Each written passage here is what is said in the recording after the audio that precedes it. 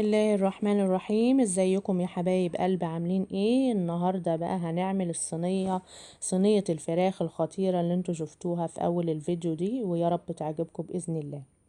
هنا معانا اولا المقادير. عندنا فرخة متقطعة تقطيعة اللي انت حباها، وعندنا هنا البهارات ملح وفلفل وشطة وسنة توم مفروم وروزميري وزعتر، وعندنا بهارات فراخ، وعندنا بصلة متقطعة حلقات زي ما انتوا شايفين كده. هبدأ احط عليها رشة ملح وفلفل وادعكها عشان النكهة بتاعتها تطلع وتبقى قوية في الفرخة. وهبدأ هنا، دي فرخة يا جماعة متقطعة، هبدأ ادعكها هنا مع البصل عشان تديها نكهة وريحة قوية. والفراخ دي انا غسلاها بملح ودقيق ونقعاها لمدة ساعتين في محلول ملحي عشان تبقى طعمها جميل وشكلها جميل ونظيفة زي ما انتوا شايفين كده. ومعانا هنا بدأت ان انا ادعكها كلها في البصلة عشان تاخد نكهة البصلة يا جماعة، وبعد كده نركنها على جنب لحد ما نحضر الخليط. هنا معانا طماطميتين وبصلتين والبهارات اللي انا قلتلكوا عليها في اول الفيديو. وهنحط صويا صوص، هنحط معلقتين صغيرين، وما تزودوش يا جماعة الملح عشان الصويا صوص بيبقى فيه نسبة ملح، فنعمل حسابنا. هنا هنزود شوية مية بس مش كتير، يا دوبك يلفوا الخلاط بس، علشان انا عايزة الخليط ده سمكه تقيل مش خفيف. وهوريكم دلوقتي بعد ما اضربه.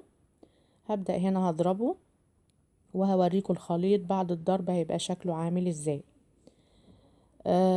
ودي يا جماعة ان شاء الله تعجبكم وتنال رضاكم. وعايزة منكم دعوة حلوة. اهو كده انا ضربت الخليط، هوريكم دلوقتي شكله وسمكه عامل ايه.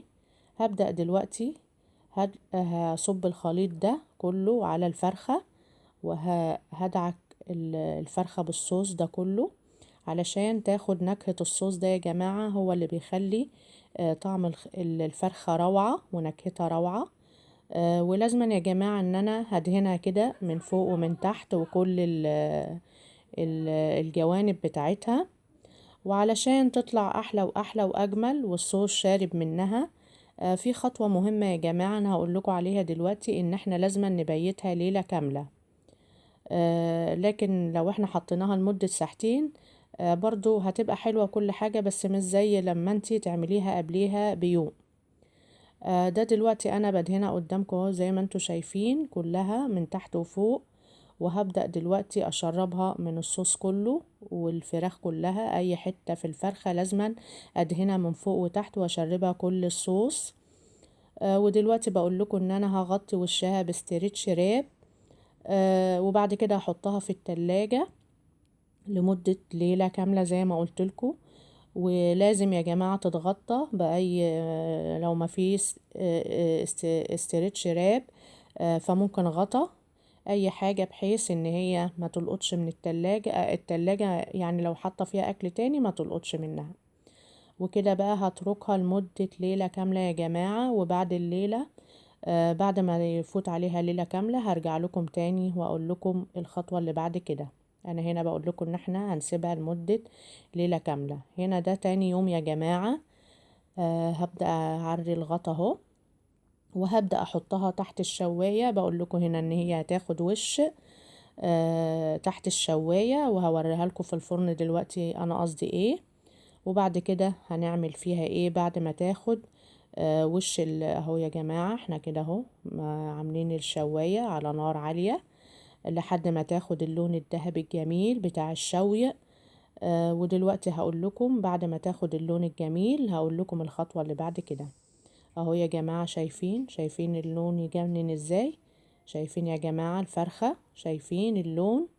هو ده لون الشوي اللي احنا بنتجنن عليه في المحلات والمطاعم. اهو يا جماعة الصورة بتتكلم عن نفسها. ودلوقتي هبدأ بقى انزلها على الشبكة اللي تحت، بس لازم احط عليها غطا اهو زي ما بقول لكم، عشان البخار هو اللي بيسوي الفرخة، وعشان ما افقدش البخار ده فلازم احط عليها غطا اهي. بعديها بشوية حبيت اوريكم ان هي بدأت تقلب اهي زي ما انتوا شايفين. هغطيها بقى واسيبها تكمل سواها، وهي بتاخد نص ساعة تستوي. وهرجع لكم بعد السوا ان شاء الله، وهوريكم واحنا بنغرفها الشكل والسوا عامل ايه، وهوريكم دلوقتي. كده يا جماعة بعد السوا، هنا عندي بقدونس انا غسلاه ومصفياه، وهنا الصينية هتجنن. شايفين يا جماعة؟ شايفين كده بعد ما استوت هبدأ اغرفها على بقدونس عشان لو فيها اي دهون تمتص. البقدونس بيمتص الدهون. هبدأ هنا اغرفها معاكم زي ما انتوا شايفين، وهوريكم برضو السوا بتاعها عامل ايه. شايفين يا جماعة اللون يجنن اهو. والصوص ده بقول لكم ان انتوا ما ترموهوش، الاولاد بيحبوا يغمزوا بيه. وهنا هختبر الفرخة اهو بتغرز اهي في السكينة. ودلوقتي هبدأ اقطع لكم حتة اهو. شايفين؟ معلش بقى سخنة لسه طالعة. شايفين انتوا البخار اهو؟ شايفين اللحم ابيض ازاي يا جماعة؟ شايفينه جوس ازاي؟ دليل ان هي بيضة كده، ان هي متنضفة ومغسولة كويس. ودي رشة بقدونس يا جماعة عشان العين بتاكل قبل البق. ويا رب الفيديو بتاع النهاردة يكون عجبكم. عايزين منكم دعوة حلوة واشتراك في القناة وتابعوني، ويا رب يكون الأكل بتاعي بيعجبكم. والسلام عليكم ورحمة الله وبركاته. دمتم في رعاية الله وأمنه. مع السلامة.